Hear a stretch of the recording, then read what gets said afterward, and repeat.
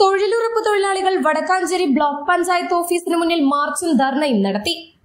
തൊഴിലുറപ്പ് തൊഴിലാളികളുടെ തൊഴിൽ ദിനങ്ങളും വേതനവും വർദ്ധിപ്പിക്കുക, ലഭിക്കുവാനുള്ള വേതനം ഉടനടി നൽകുക എന്നീ ആവശ്യങ്ങൾ ഉന്നയിച്ചുകൊണ്ട് ദേശീയ ഗ്രാമീണ തൊഴിലുറപ്പ് തൊഴിലാളികൾ INTUC യൂണിയന്റെ നേതൃത്വത്തിൽ വടക്കാഞ്ചേരി ബ്ലോക്ക് പഞ്ചായത്ത് ഓഫീസിലേക്ക് മാർച്ചും ധർണയും നടത്തി.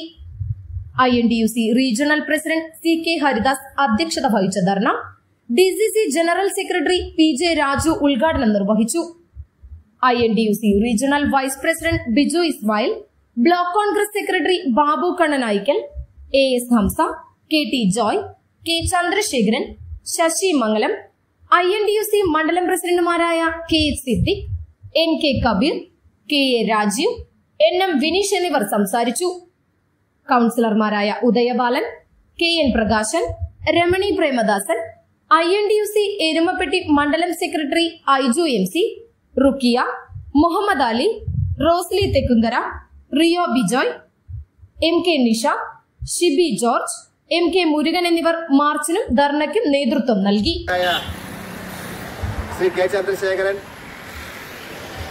ശ്രീ ശശി മംഗലം, INTUCയുടെ ജില്ലാ നേതാവ് ഏറെ പ്രിയപ്പെട്ട ശ്രീ ബാബു കണ്ണനായിക്കൻ, കൌൺസിലർമാരായ ശ്രീ രമണി പ്രേമദാസൻ, ശ്രീ പ്രകാശൻ, ശ്രീ ഉദയബാലൻ, മറ്റ് മുതുരുത്തി ബാങ്കിന്റെ പ്രസിഡന്റ് ബഹുമാന്യനായ ശ്രീ KT ജോയി ഉൾപ്പെടെ ഇന്നത്തെ ഈ സമരത്തിൽ പങ്കെടുക്കാനെത്തിയിട്ടുള്ള ഏറെ പ്രിയങ്കരായ തൊഴിലുറപ്പ് തൊഴിലാളി കോൺഗ്രസിന്റെ നേതാക്കന്മാർ, സഹപ്രവർത്തകർ, സുഹൃത്തുക്കളെ, സംസ്ഥാനത്തെമ്പാടും എല്ലാ ബ്ലോക്ക് പഞ്ചായത്ത് ഓഫീസുകൾക്ക് മുമ്പിലും ഇത്തരത്തിലുള്ളൊരു സമരം നടക്കുകയാണ്.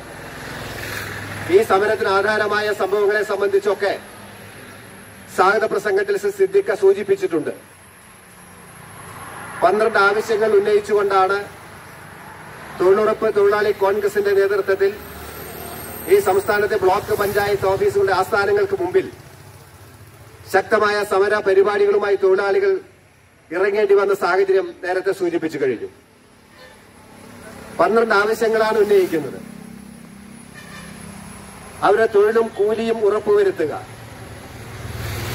UPA ഗവൺമെന്റ് കൊണ്ടുവന്ന സമഗ്രമായ ഒരു നിയമനിർമ്മാണത്തിലൂടെ കൊണ്ടുവന്ന ഒരു പദ്ധതിയാണ് മഹാത്മാഗാന്ധി ദേശീയ ഗ്രാമീണ തൊഴിലുറപ്പ് പദ്ധതി.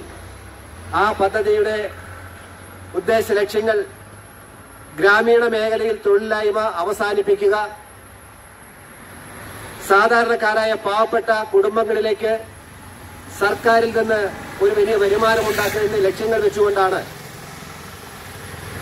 UPA ഗവൺമെന്റ് ശ്രീമതി സോണിയാഗാന്ധി UPAയുടെ ചെയർപേഴ്സണായിരിക്കുന്ന സമയത്ത് ഇത്തരമൊരു നിയമം മൂലം ഒരു നിയമം കൊണ്ടുവന്ന് ജനങ്ങൾക്ക്, തൊഴിലാളികൾക്ക് അർഹമായ ന്യായമായ അവകാശങ്ങൾ ലഭിക്കുന്നതിന് വേണ്ടി കൊണ്ടുവന്ന